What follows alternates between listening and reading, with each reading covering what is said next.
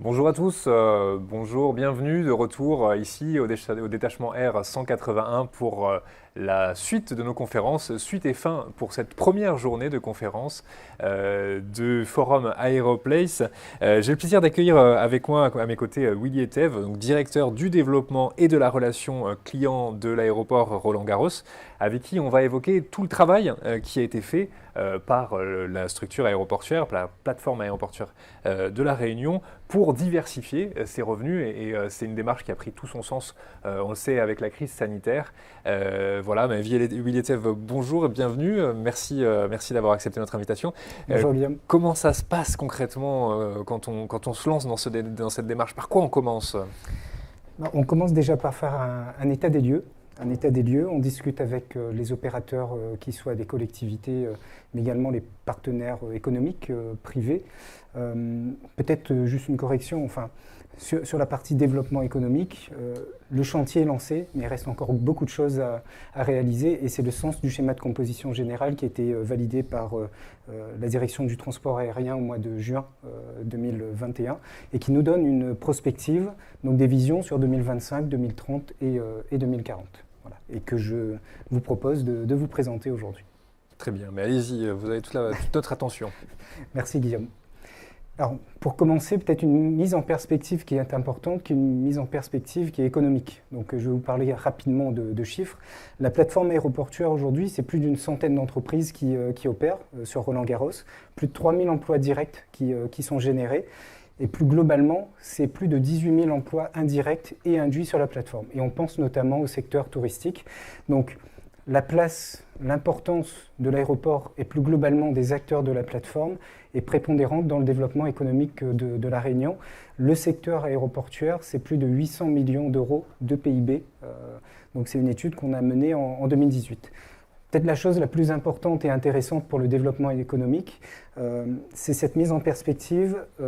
À chaque palier de millions de passagers supplémentaires, on va créer plus de 3000 emplois. Donc 1000 emplois directs et 2000 emplois indirects. Le challenge dans le cadre de la diversification de l'offre et des projets qu'on se met en place, c'est non pas d'aller chercher 3000 emplois, mais 5000. En fait, en métropole, que ce soit à Bordeaux, à Toulouse, sur d'autres aéroports, la diversification permet de doper l'emploi, et ce de manière indirecte. Donc tout le sujet de nos actions, du schéma de composition générale, sont portés par le développement économique de la plateforme et naturellement de l'île de la Réunion. Voilà la première mise en perspective qui est chiffrée, quantitative, économique. La deuxième, elle est géographique et spatiale. Qui dit développement économique dit forcément prendre en compte tout le contexte qu'on a autour de nous, et y compris le contexte géographique. La plateforme aéroportuaire Roland-Garros aujourd'hui est une plateforme qui est relativement contrainte. Contrainte de par son positionnement. Vous avez au nord de la plateforme l'océan Indien, au sud la 4 voies, et donc la ville de Sainte-Marie. À l'est, vous avez le port de Sainte-Marie et des habitations, et enfin à l'ouest, la rivière des Pluies. Donc le développement économique de la plateforme doit prendre en compte ces différents enjeux.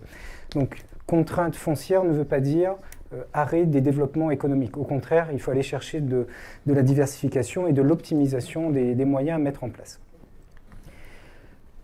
Pour ce faire, on a des obligations et on se donne avec les services de l'aviation civile aujourd'hui des obligations au regard de différents enjeux stratégiques.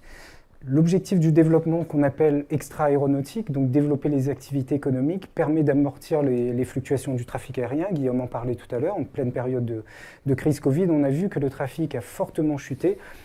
Si derrière on n'a pas d'activité extra-aéronautique, en tout cas qui n'est pas liée directement à la croissance du passager, l'aéroport de la Réunion ira mal et la plateforme globalement ira mal. Le deuxième objectif, c'est garantir la modération tarifaire. Encore une fois, ne pas faire peser exclusivement sur les passagers, mais également sur les usagers de la plateforme et les passagers, le poids des différentes taxes. Donc en diversifiant, cela nous permet de maintenir, de contenir la croissance qui n'est pas souhaitée de par les usagers et les passagers. Donc les enjeux sont doubles, c'est d'accroître la compétitivité et de développer l'attractivité de la plateforme. Alors tous ces éléments permettent de valoriser l'image de marque, de mettre La Réunion en avant sur la scène de l'océan Indien, régionale mais également internationale, doivent nous permettre également de concevoir et de promouvoir un aéroport, une plateforme qui est attractive, donc attirer que ce soit de nouvelles compagnies, attirer le développement de nouvelles routes également, et bien évidemment assurer la qualité de nos produits et de nos services. En fait, tout cela, on le retrouve dans les grandes orientations stratégiques qui ont été signées et adoptées en 2017, qu'on reprend aujourd'hui dans le schéma de composition générale.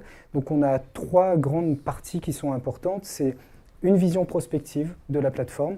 Cette vision prospective doit se faire au regard de la concession qui est gérée par l'aéroport de La Réunion Roland-Garros, mais également hors concession. On a sur la plateforme la zone d'activité Lagourgue, on a des enclaves privées, donc comme on le voyait sur le schéma tout à l'heure. Donc il faut qu'on ait une cohérence de développement avec l'ensemble des acteurs. Avec l'ensemble des acteurs, on est ici sur le domaine du détachement Air 181, qui représente également une prise foncière qui est importante, donc il s'agit d'aller mutualiser, d'optimiser certains équipements et certaines zones. Et enfin, avec les services de l'État, et notamment, on pense à tout ce qui est logement de fonction. Donc, comment est-ce qu'on peut mutualiser et avoir, on va dire, une emprise foncière qui est plus portée à vocation économique, tout en assurant les missions de service public.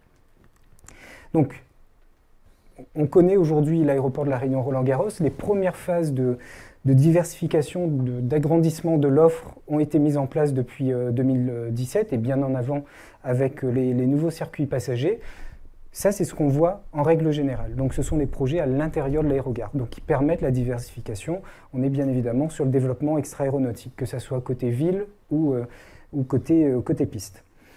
Ce qu'on voit moins aujourd'hui, c'est ce que je veux vous présenter, c'est quels sont les projets, quelles sont les différentes perspectives. Donc, 3 horizons, 2025, 2030 et 2040. Donc, je vais vous donner quelques exemples, bien évidemment, qui ne sont pas limitatifs.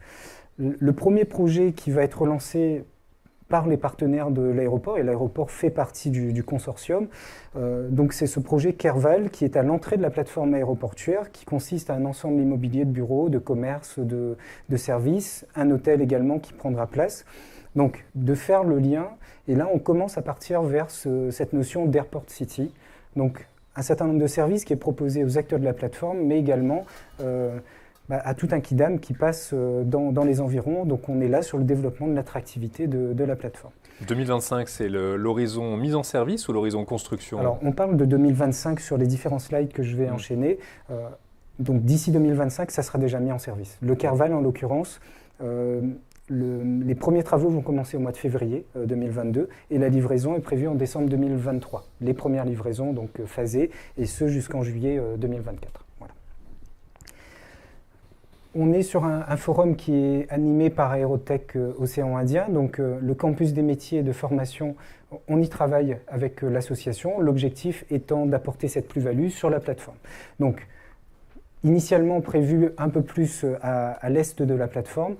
Potentiellement, il y a peut-être des zones sur lesquelles on pourra travailler, mais encore une fois, l'idée est d'apporter des activités, de la diversification, donc d'intégrer dans le schéma de composition générale cette ambition qui est forte et qui est nécessaire pour le développement économique.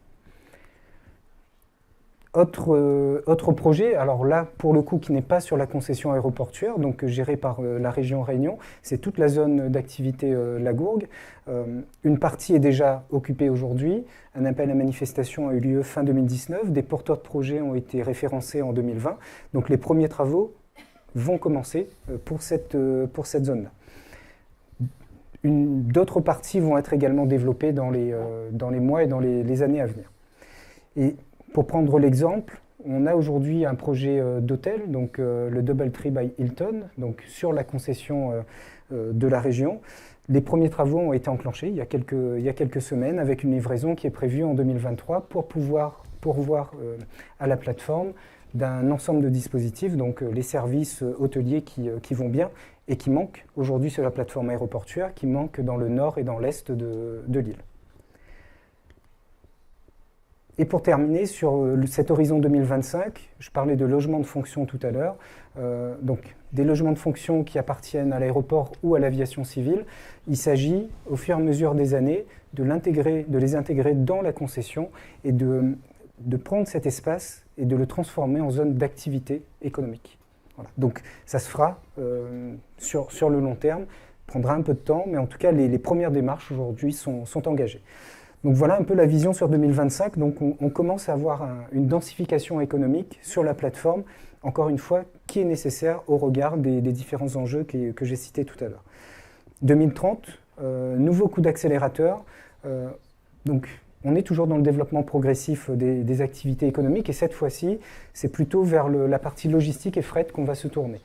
Les premiers travaux de modernisation vont commencer dès l'année prochaine, mais plus globalement, sur cette emprise, on va aller développer les activités logistiques, de catering, même de services à vocation import-export. Donc c'est toute une zone qui va être reconfigurée au travers la concession aéroportuaire, mais également en lien avec la région Réunion. Deuxième tranche aujourd'hui, effectivement, qui est en discussion. Air Austral, aujourd'hui, son siège social est situé côté piste. Donc, ces ateliers de maintenance, je dirais, d'exploitation, mais également la partie administrative est située côté piste. Donc, la réflexion a lieu depuis quelques années pour Air Austral de séparer les flux et de réserver ce foncier qui est stratégique sur la piste, enfin, ou en tout cas en bord de piste aéroportuaire, aéronautique, et du coup de déplacer l'activité administrative plutôt dans cette zone Lagourgue, en face du projet Kerval. On continuera en 2030, bien évidemment, à travailler avec l'aviation civile pour étendre cette zone d'activité économique qu'on se doit de créer, et on le verra un petit peu plus sur l'horizon 2040. Donc là encore, les projets continuent à se densifier.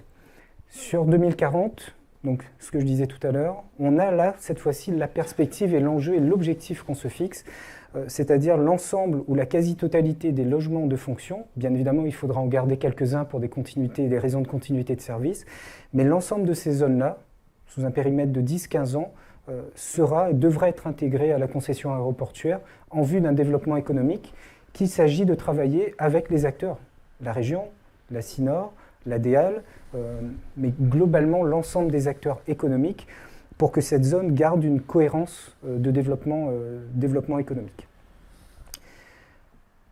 Et au regard de ça, de l'autre côté de la 4 voies, on a la zone dite Roger Payette, donc, qui est sur un foncier qui est stratégique, qui est extrêmement large également.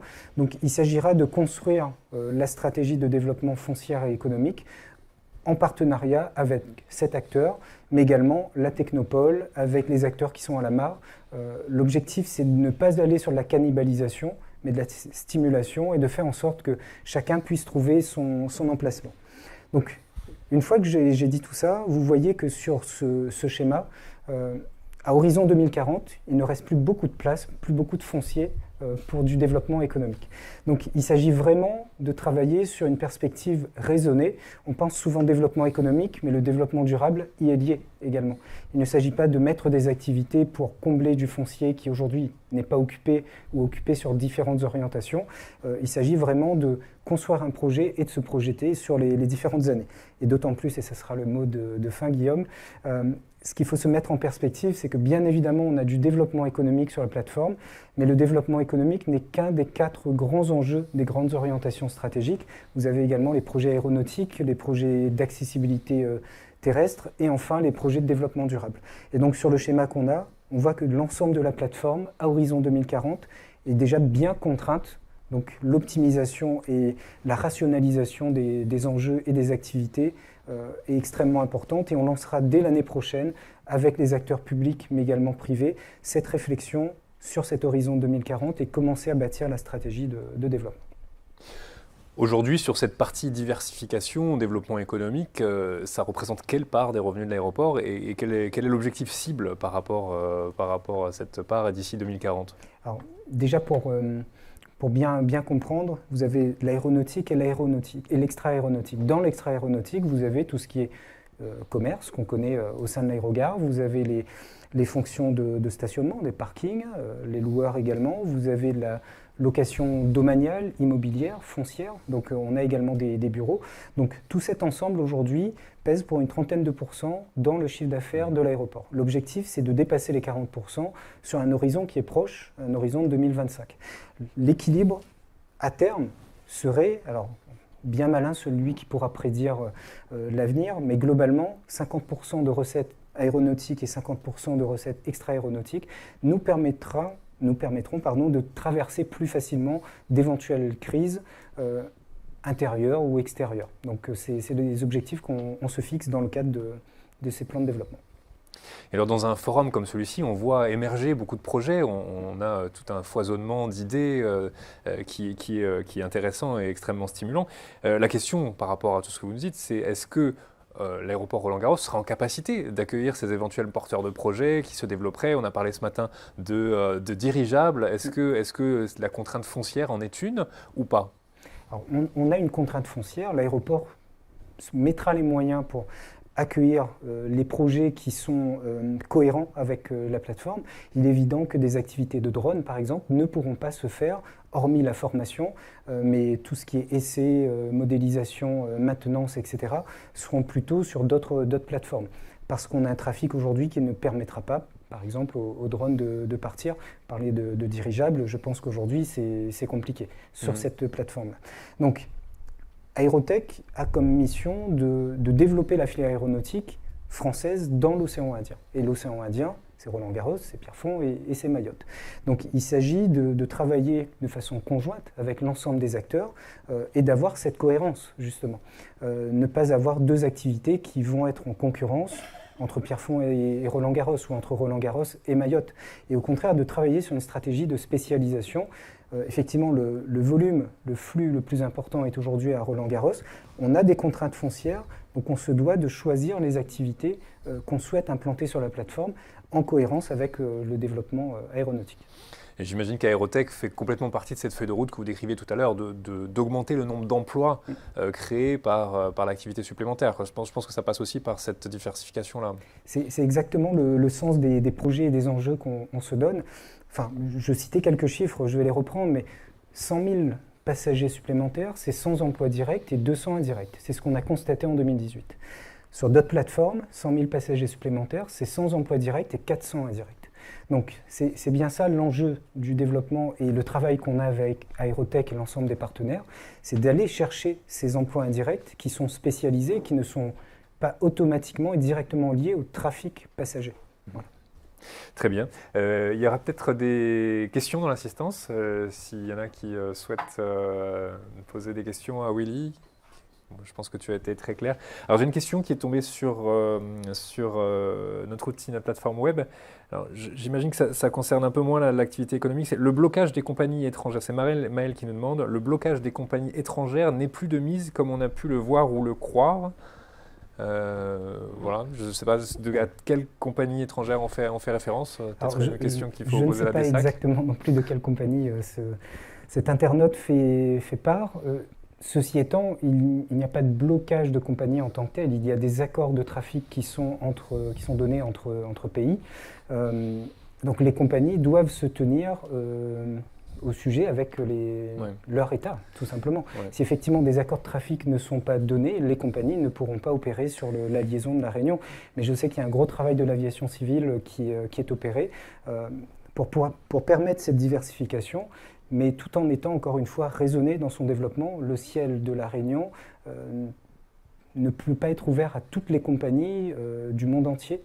Aujourd'hui, il y a des enjeux géopolitiques et géostratégiques qui doivent être pris en compte. En tout cas, la plateforme aéroportuaire Roland-Garros, bien évidemment, nous, on est prêts à accueillir les compagnies à partir du moment où les droits de trafic sont autorisés. Pour l'extra-européen, puisque rappelons-le que pour les compagnies communautaires, le ciel est totalement ouvert, donc celles-ci ne sont pas concernées. Mais écoutez, merci beaucoup Willy pour toutes ces précisions, tous ces rappels. Merci Guillaume. Je vous dis à très bientôt. C'était la dernière conférence de la journée. On se retrouve demain matin pour un nouveau cycle de conférences. À très bientôt. Au revoir.